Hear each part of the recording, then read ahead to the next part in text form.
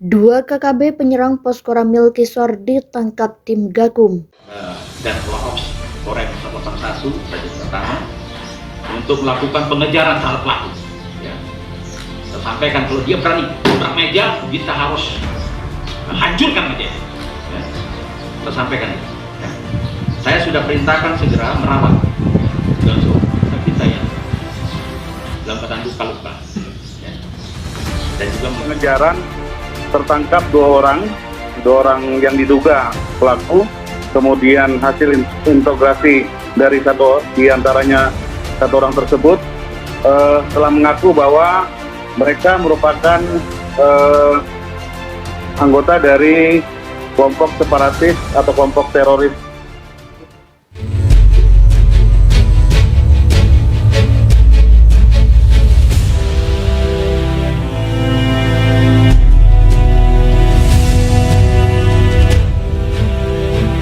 Anggota KKB yang diduga pelaku penyerangan pos Koramil Kisor di distrik Ayufat Selatan, Kabupaten Maibrat pada 2 September 2021 silam berhasil ditangkap tim Gakum. Selain menangkap dua anggota KKB, tim Gakum juga menangkap dua simpatisan.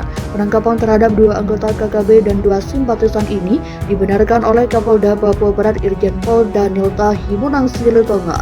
Diduga, anggota KKB ini juga terlibat penyerangan terhadap 14 pekerja jalan Trans Papua Barat yang terjadi pada Kamis. Akibat penyerangan KKB tersebut, 4 prajurit TNI Angkatan Darat yang bertugas di pos Koramil Kisor gugur. Sementara dalam penyerangan di jalan Trans Papua Barat, 4 pekerja meninggal dunia dan 2 lainnya terluka.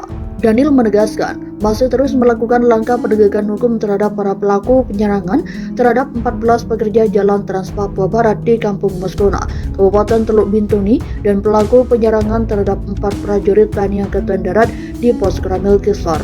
Operasi penegakan hukum masih terus berjalan.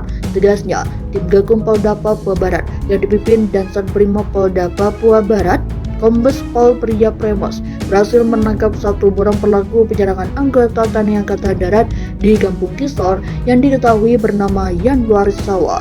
Operasi tim Gakum yang digelar oleh Polda Papua Barat tersebut melibatkan personel Brimob Polda Papua Barat, personel Polres Maibrat, dan personel Polres Sorong Selatan. Yan Warisawa ditangkap tim Gakum Polda Papua Barat pada Jumat di sekitar Kampung Susumu, Kabupaten Maibrat.